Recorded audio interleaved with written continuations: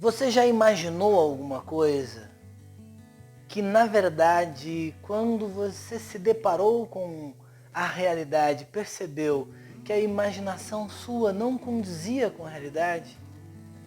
Já imaginou coisas que não se concretizaram, mas quando imaginou, sofreu com essa imaginação? Existe uma reflexão na psicologia existencialista que é uma das condições de sofrimento psicológico que o Sartre desenvolveu muito bem, teoricamente, que ele vai chamar de imaginário.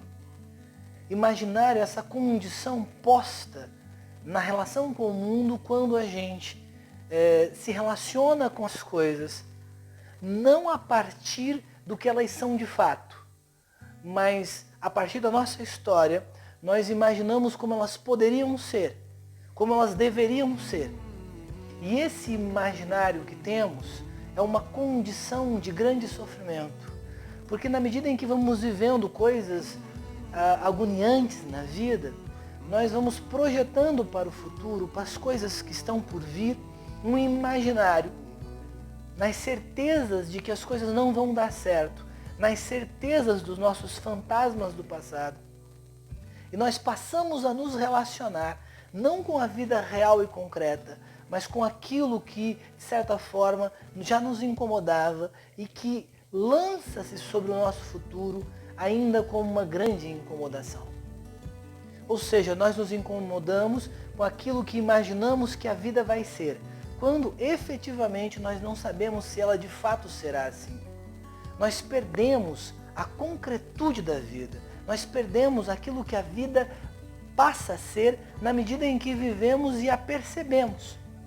Nós ultrapassamos o dado concreto, as possibilidades concretas, e nós nos perdemos no imaginário que se arma e nós deduzimos que pode ser muita coisa, quando na verdade a realidade pode ser de certa forma, com certas possibilidades. Quando ultrapassamos essa vida concreta, essa existência possível, e imaginamos e entramos nessa possibilidade de imaginar, nossa imaginação, ela muitas vezes não tem limites. E imaginamos muitas coisas. Imaginamos coisas absurdas, coisas que não se concretizam. E aí cabe essa frase tão importante da fenomenologia, na perspectiva de Russell, que ele dizia assim: precisamos deixar em suspenso as ideias, as teses, as coisas as quais nós teorizamos em termos de pensamento. E devemos ir até as coisas para ver o que elas dizem de fato. Muitas vezes você sofre com o que você imagina que a sua vida pode ser e não consegue se ater ao que a sua vida é de fato. Quantos de nós que entramos em uma ansiedade enorme porque imaginávamos que a vida seria de uma certa forma, sofremos absurdo por conta disso. E aí quando as coisas vão se concretizando e se realizando, elas são mais leves do que aquilo que nós imaginávamos que seria.